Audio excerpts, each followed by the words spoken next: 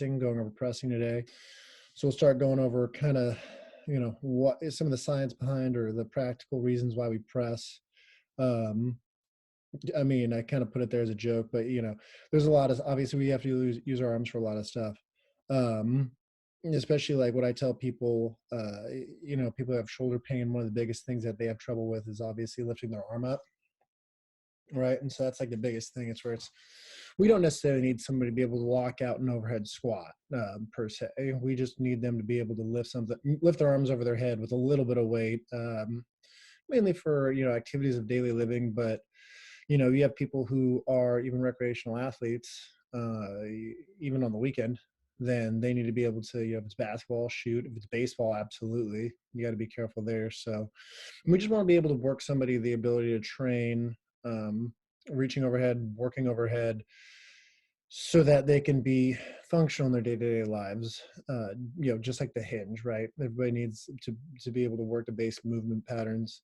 What's kind of fun or funky about the shoulder joint is the shoulder joint is actually, what actually connects the shoulder to the body is the scapulothoracic joint. It's not the glenohumeral joint.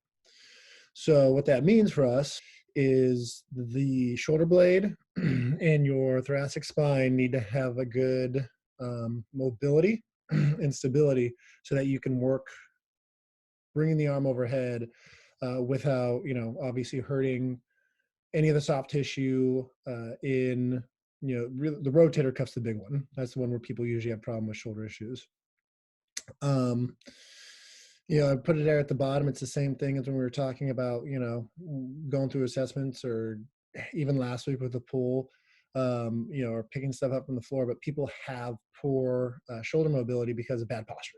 So it goes back to what we talked about.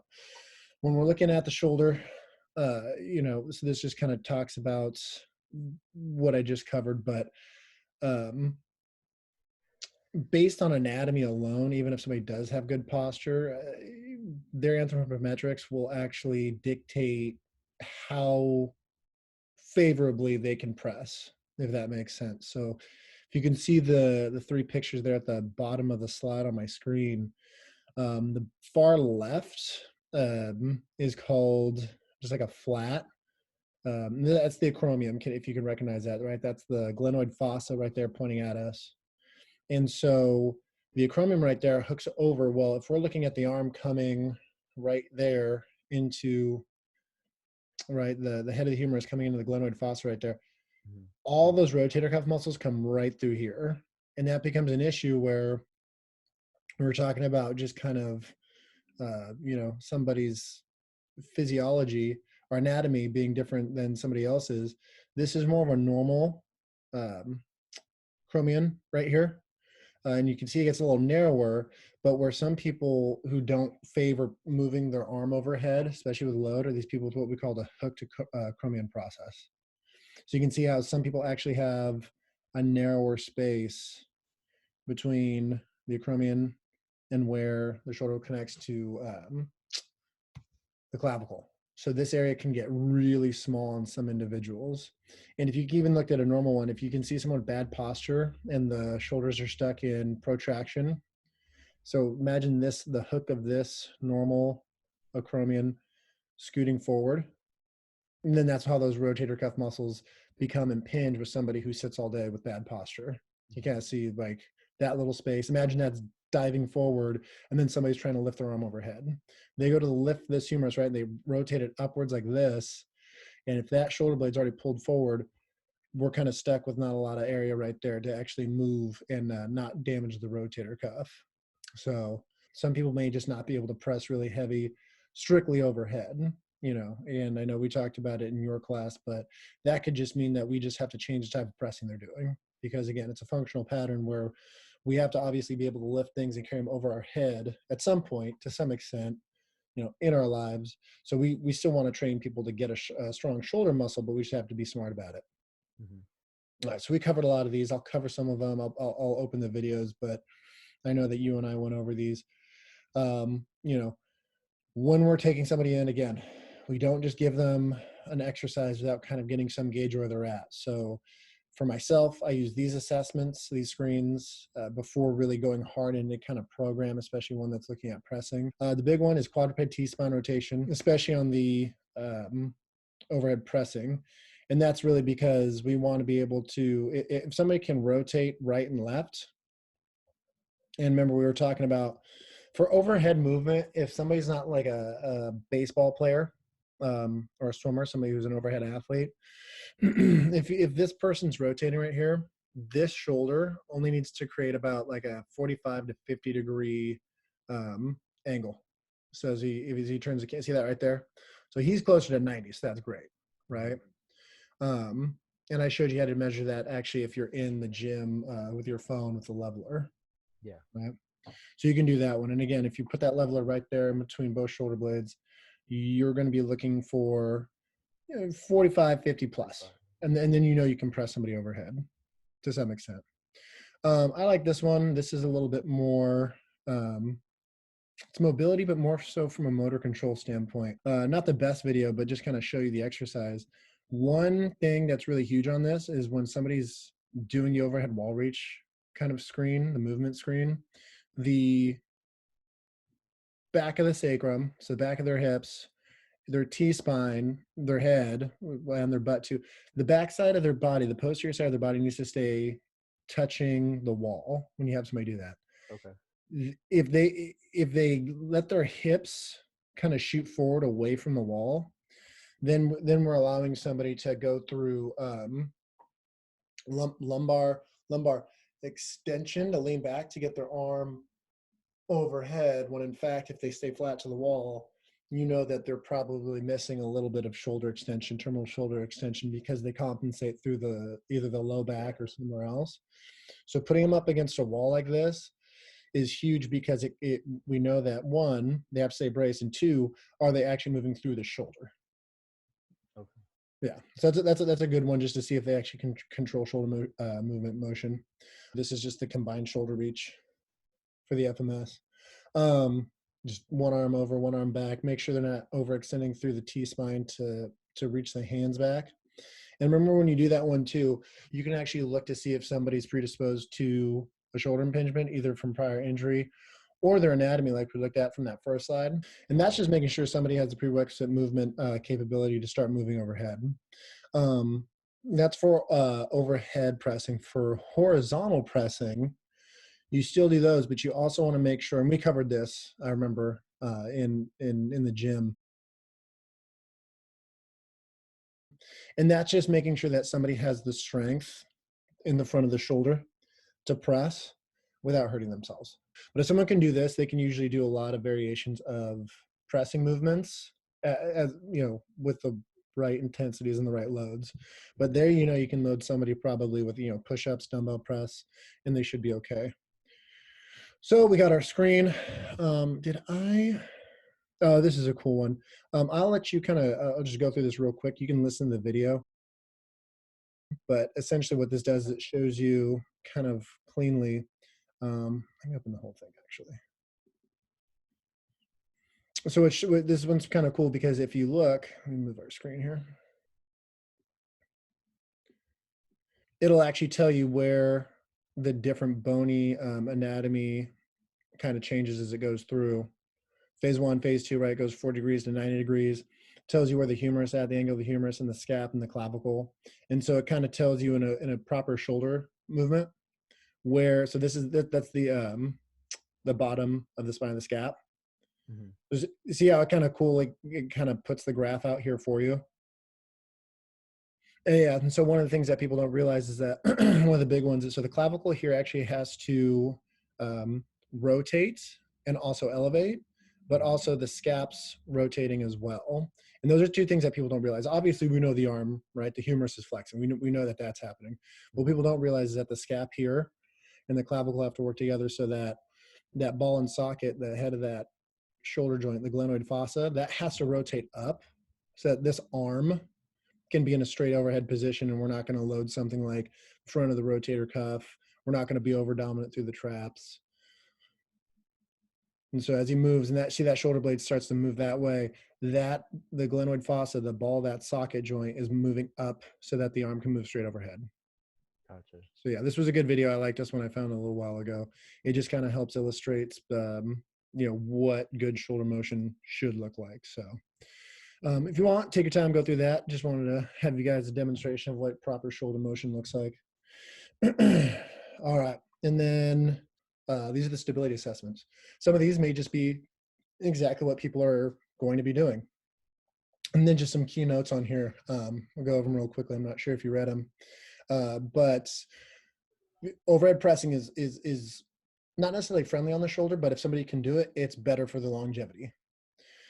If we're horizontal pressing, and I mentioned this last week with pulling, we want to limit that volume by about 1/2 to 1/3 of the volume of whatever our pulling is. So if we do, say, a 3x10 dumbbell bench, so we have 30 repetition there in volume, and let's say we do, regular barbell bench or an incline press, incline bench for 5x5, and that's 55 total reps that we're having to offset. So that means some point through the course of the week, we want to get, about 100 to 150 total volume, total repetitions on pulling exercise to offset that balance in the shoulder joint. And then one thing too for stability, so that you know that somebody has tissue tolerance. We have the single arm push-up hold. That one's not coming up. I'll show you. So I don't even think it's just a pause. So we've done that one. There is the side plank hold, and then the W hold. Let's see that. Okay. So remember, when you do this, this is strictly posterior cuff, right? So the side plank can, right, the retractors of the shoulder hold the shoulder blade in place. If we're looking at the front plank, can the serratus, can the pec minor hold the shoulder tight, while we're in horizontal adduction. And then the W is specifically looking at a little bit of the retractors of the shoulder blade, but also posterior cuff health, which is usually a tough point for a lot of people. So with women, you're looking for about 3-pound weights, and can they hold it for 45 seconds? And for men, you're looking at 5-pound weights. Okay. And again, sometimes those may just be the exercises. You may have somebody come through, push-ups hurt. Okay, let's not worry about that. Let's go do some rows. Let's do the pull-down machine. All right, cool. And then we're going to superset with just a single arm hold for 30 seconds each arm. And then you're going to keep going until they get to 45 seconds without pain. And then maybe you start them at a bench, you go lower. So the single arm plank, side plank, W holds, those may be the exercises in their program, which is completely fine. Here we go. So here's the mobility drills. I won't go necessarily through all these. T-spine rotation, we just went over. That's the T-spine stretch. See if I have a link on there. Yeah, I'll click it, whatever. I'll just go over it real quick. That way we can see it for the video. Dimitri can check it out. All right. It's just a side-lying T-spine rotation stretch. This is an aggressive version, by the way. With both knees up, it's slightly easier because when that knee drops, obviously the pelvis is going to have to rotate towards the floor. So then T-spine rotation has a much wider range of motion that they can go through. So that's if somebody's stiff. Wall slides. I'll actually show you all these.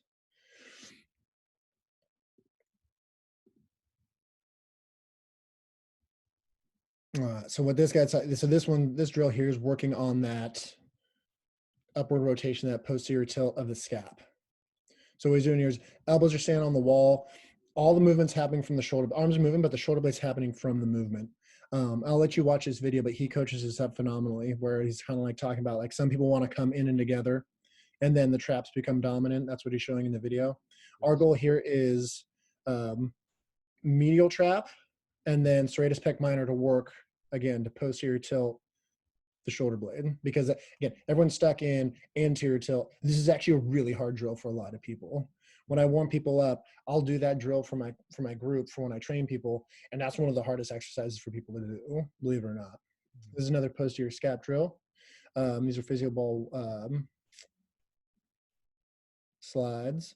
So one of the key ones with this one is this is a good ab exercise too, but you're looking right here at the shoulder, making sure they're not squeezing the neck, and making sure you're seeing that shoulder tilt, right? So they're not just shrugging every time they come up and down with their elbows.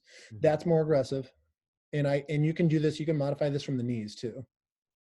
So that way they can get the motor control without having the intensity. Ooh, and this is a good one. So this is protraction and retraction only.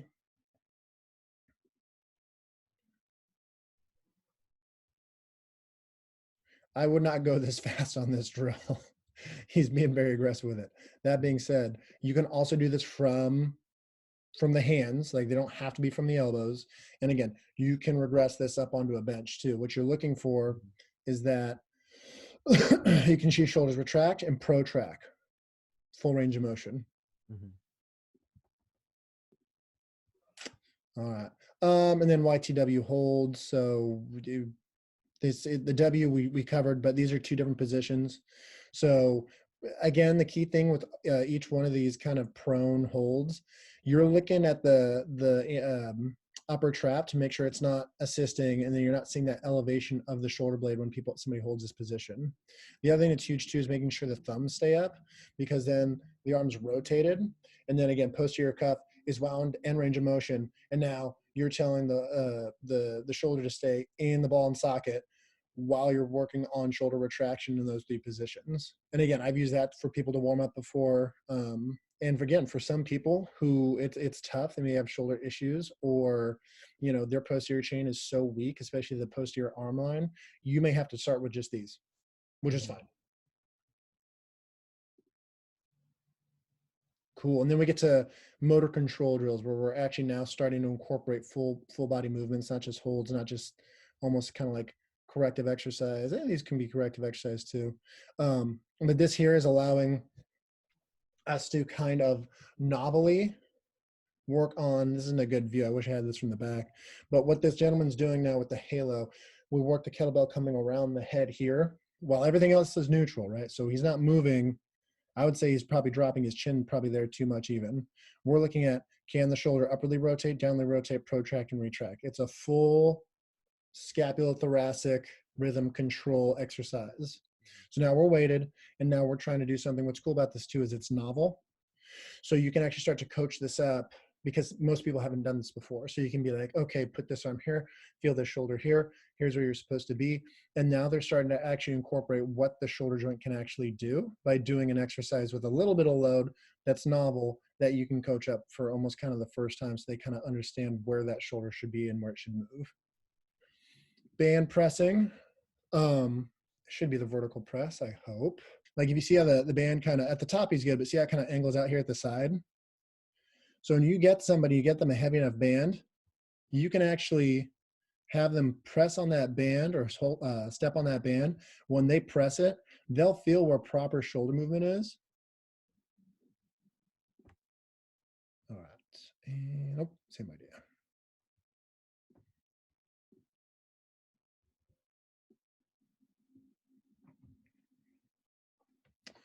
So yeah, same idea. Oop, rewind that. So the ball can press here, and what makes this reactive is obviously the ball's super unstable. So now the individual's having to really control motion and stability from the shoulder here so that they don't drop the ball themselves. And this can be done with a bottom-up kettlebell variation as well.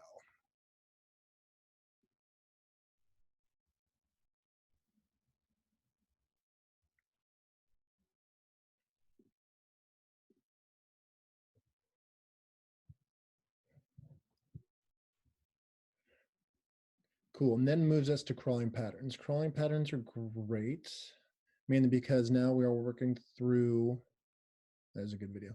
We're working through horizontal pressing now, or horizontal pressing. So you can see this from a good angle.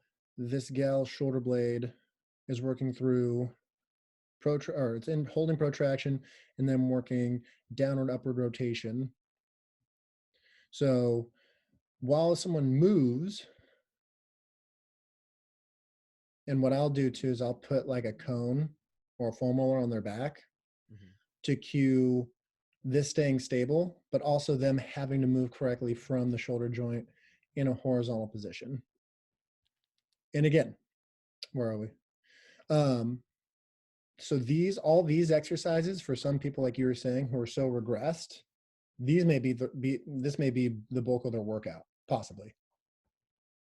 And then one more here. This is a good just kind of scapular stability drill in the horizontal force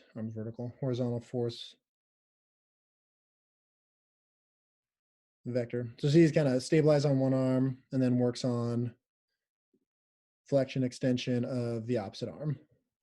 So again, that doesn't need to be a heavy band, but like these drills are decently tough actually. Gotcha. All right. Cool.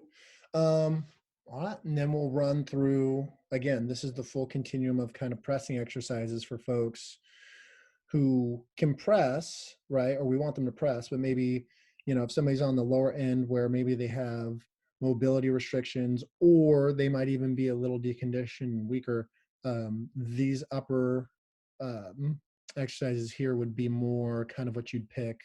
And then with the barbell overhead press being the most difficult. And again, these loading patterns are the same, where it's, we want to focus on isometric and eccentric before we move to really heavy loads with concentric moving the weight. Same thing we've been talking about this whole time. So this is overhead pressing continuum. So landmine press. This is a half kneel.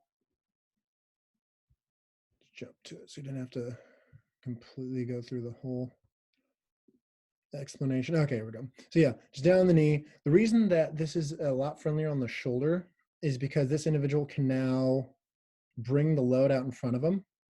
And the other thing that you can do too, if you saw him coaching, that the entire shoulder can actually slide forward with it. See that? One thing, and again, you can watch all these videos at your leisure, but he's got to try not to over-activate the trap when he's doing that exercise. Mm-hmm. All right. So half kneeling, I'll just show you the progression here. So this is a split stance version. So same thing, being that the individual is not on the ground, they're having to incorporate now the lower quadrant a lot more. So it's actually, you can lift more weight, but it's actually tougher to do this successfully with a decent load. And then, so we'll, let me press where, there we go. So split stance. Split stance, I have found, as long as you have a wide base, is a little easier to work on pressing than with a squared stance, because it allows you to do that with the shoulder that the other gentleman did in the other video when he was standing in the half kneeling position. And so we just come up from the kneel and we go to that split position. Then the last one is just a regular standing, feet are squared, and you're just pressing. Right, so right there.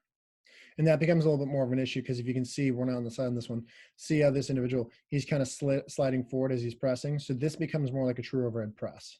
Mm-hmm. Once we go from the knee to split to then finally right there with both feet even. And I will say one thing on this too. So like with athletes, especially like football players, baseball players in season, I'll give them landmine variations because their shoulders are already beat up from doing their sport. Single arm kettlebell press. So single arm kettlebell press, if we're looking towards free weight, the reason that the kettlebell press I like more, this is a good job of coaching this video up. So he's kind of talking about right now how the kettlebell right there sits kind of between the crook of her elbow, between her bicep and her forearm. So now she can hold the load a lot closer to the shoulder joint, which now is allowing it a lot easier to control through the scapulothoracic joint when she's pressing. And then this is also a true press where we allow the shoulder to come all the way up. Long video. And then, and then you can actually train on bringing it back down. So now this individual is having to work on bring the elbow in tight and allowing the shoulder blade, the scapula, to move around the T-spine as they move. So it's actually more inclusive than the single arm dumbbell overhead press, which really is the same thing. What you'll notice here though, see how this individual, like he can't drop the elbows low? Right, the elbow's not able to come down in tight here like it was with the kettlebell. So we just want to be careful with the dumbbell version or variation because we're not getting the same range of motion. That being said, if we rest the head of our dumbbell on our shoulder, we can actually lift more weight than we could with a kettlebell just because of the lack of range of motion. And again, once we go from 1, we can go to 2. 1's a lot easier because we don't need the same thoracic extension to get 2 as you get 1, because with 1 I can kind of lean or rotate a little bit. And so it's more forgiving to do one than to do two. And then I'm not sure if you ever saw this, but this is a neutral grip press. So you need either a special bar or a whole special setup. Let's get this ad. And so, yeah, you see the safety bar, or not the safety bar, the hex bar, or the trap bar that he's pressing with. So the reason this variation is easier is because the handles are neutral. So the handles neutral. It's a lot easier to keep the shoulder in the proper range of motion, as opposed to if we go barbell, the traps automatically want to kick in because now we are having to internally rotate the arms. So it's harder to hold that neutral than if we're on an actual neutral grip bar like this. And then the final one is actually the full barbell overhead press. So this one's tougher because now that the thumbs are rotated in, it's a lot harder. So you need a lot more shoulder range of motion to be able to do this properly. And again, it's unforgiving since we are on one straight bar, rigid bar. We don't have the ability to, right, like we do with one, work on if we really need thoracic extension. Otherwise, we're going to have to substitute lumbar extension, or we might occlude that space under the acromion and give ourselves a shoulder impingement. So we just got to be careful when we're working with a strict barbell. And then we go to our vertical press, or our horizontal pressing. So this is just bear crawling. Now, one big thing, a backwards bear crawl is more push intensive. If you look at his arm, he's gonna step down, and he's gonna push himself back almost like an incline press. So if we're trying to train truly like a pressing pattern, a backwards bear crawl is more pressing than a forwards bear crawl. Forwards bear crawl is actually more of a pulling pattern, which is actually why people can usually forward bear crawl more than they can backwards bear crawl. So anyways, bear crawling, great place to start for pressing. Sled press, use this with a whole variety of clients, from athlete to older population. But you use the sled as a form of pressing. This is good too because you can limit range of motion. You can use the feet to assist. And the other big thing is this is what makes this tough, but it's concentric only. So it doesn't really follow the isometric, concentric, or isometric, eccentric, concentric philosophy that we've talked about. However, this is usually extremely friendly on the shoulders and the chest. So there's a good variation, especially for somebody that has shoulder pain, you still want to press them. Push-up, I'm not really going to go over that one. We've covered already. But yeah, the push-up, love the push-up just because of the fact that now we have to we can work more through a full range of motion. Maybe I'll push it just to show you real quick. We can work more through a range of motion than like with not a dumbbell, but with a barbell, because let me show you real quick. So what we can do here that we can't do with a barbell, you can do this with barbell, it's just harder, is we can get through full shoulder protraction. The horrible demo. So let me find if I can find the spot with him actually doing the press. So if you watch him, he goes down. That's the same as a bench press. When we come up, now he can actually extend all the way forward through protraction of the shoulder. So it allows him to, and he's kind of shown that it's a lot easier to set up where the hand placement is in line with the chest. So anyways, that's kind of just a good kind of push-up demo if you ever want to get deeper into that. But he talks about the alignment of the hands, line with the chest, and then really finishing forward, which we can't do on a bench press. So push-ups, believe it or not, can get more work than a bench press if you can load them heavy. The floor press, and again, just like the overhead press, neutral bar. Again, that neutral bar with the thumbs facing up towards the head is a lot kinder on the shoulder. So pressing with neutral handles, kind of like if you do dumbbells. And the floored is just there to help limit range of motion, but that also creates stability. So at the bottom of shoulder extension, now that they're able to actually work from a stable platform and they can press without hurting the shoulder, the anterior cuff. Cool. So flat bar, and then the dumbbell floor press, same idea. The only thing I think I put this one second is because this is extremely hard to set up with a decent amount of weight. Same thing, see that? So just two dumbbells. The cool thing about dumbbells is, as opposed to like even a normal bar, is now we can actually bring the dumbbells together, right? We have horizontal flexion and extension, adduction, abduction. So that's one cool thing about a dumbbell is we can actually work a bigger range of motion than with like a normal bench. Barbell floor press. So that's just the same thing with the bar. This is a little tougher to do.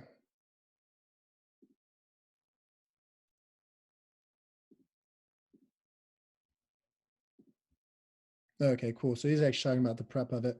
One thing the other video doesn't talk about is how this bend in the knee, driving through the heels, helps keep the back flat on the ground, engaging the glutes. And it's just the barbell variation of that other shoulder press that we went over. So once we get from the floor, and then we start moving to an actual bench, and we worked on the bench because if you look, the elbow's going to come past, or it should be, she's not, but the elbow can, since we're on a bench, go past 90 degrees here. So we can actually go all the way down. We can get a bigger range of motion through a bench variation. But it's also, you have to be careful because if somebody has a shoulder issue, that bigger range of motion can be hard on the rotator cuff. And then the last one is just a normal barbell bench.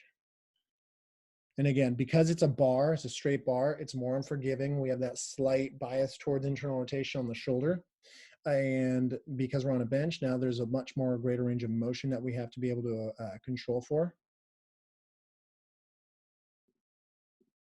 You all the hands set up, which I'll let you cover if you want. Mainly the forearms want to stay vertical. Just want to press the damn thing. So this is another more complex kind of tutorial on it. So anyways, his big thing is we talking about when you're coming up and down, forearms are straight up, down, so you don't have that kind of flexing in of the elbow or that chicken winging out. That's where you're really going to come into shoulder issues. The elbows come in tight. That's usually a little bit better for pressing. It's not as strong, but you're a lot safer at not getting that kind of pull through the front of the shoulder by letting the elbow stay out, or not letting the elbow stay out. I call it chicken wing when people are bench pressing. And then, this is just one more thing on bilateral training. One point I will say with bilateral training for the upper body in general, but specifically pressing as opposed to the legs, because we are usually going to take a load and we're going to have some kind of ground reaction force to stabilize our trunk. Usually when you're doing bilateral exercises with the upper body, again, this goes with pulling too, but more so for pressing, if you can't create a hard push or engagement through the floor, then your core is going to be disengaged. You're not going to be able to press anything. So hypothetically, bilateral deficit still comes into play. But for instance, if somebody's just doing like a flat like floor press, and then they come and do a single arm floor press, well, they're going to almost roll to that side because the weight's only on one side. So the core is going to be a lot more under demand in that position, which is great, right? It's more functional. If we're talking about running, right, we're talking about arm swing into that flex, that kind of strike position. If somebody's like playing a sport and they're at a full sprint, that's fantastic. Because now we're working the trunk, but you're not going to be able to work the same amount of overall load that you can in the upper body as if you're doing, two arms at a time. That just has to do with actually having to use your core to balance. That's why it's great. We can use our core, it becomes more functional for sport. However, we're not getting that kind of same overload, that CNS drive for the upper body. But again, overall with pressing, you want to be careful on that anyways, right? We don't want to do too much time in horizontal pressing. Vertical pressing, sure, but just keep that in mind when we're talking about bilateral deficit. So if you're going for CNS, actually trying to increase strength, bilateral, and then you're going to do your single arm stuff. Still a lot of like motor control and like kind of like strength functional progressions that will go to like real life, especially sport. But you're probably going to do that more for like endurance, again, motor control, sport specificity, and even hypertrophy. So just a note on that for single arm patterns.